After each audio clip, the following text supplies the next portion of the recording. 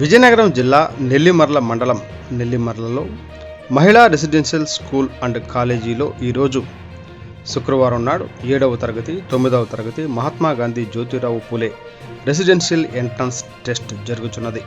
Today TV staff reporter yes Shankar, Vizianagaram జిల్లా.